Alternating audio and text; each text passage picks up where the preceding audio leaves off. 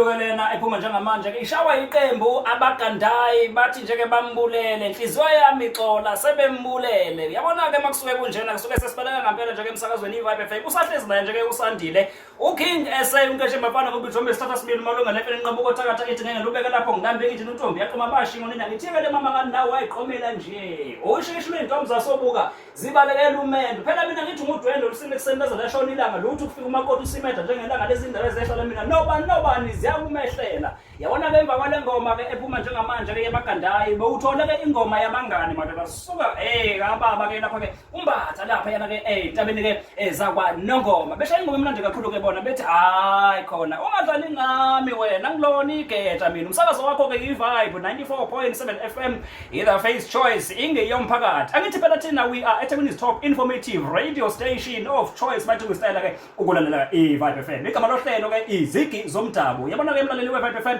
ngithena-ke ngaleke kwehora leshumi ngo-10:10 songene kwingosi yethu yesithathu la sithi khona nje-ke hashtag sicobelelana noma ngithi-ke hashtag yazi kabanzi ngemvelaphi yakho la suke sikubhekela khona-ke bakithi umlando wesibongo thizeni ngoba kubalulekile ukuthi-ke uzazi imvelaphi yakho ukuthi kuphi la uqhamuka khona noma ngabe kuthi ufundile unamajazi ayikazela kodwa kubalulekile ukuthi-ke ube nolwazi ngemvelaphi yakho ube nolwazi ngesibongo sakho. Uzokhumbula ngeviki edlule besibheka-ke umlando wesibongo sakwaLuthuli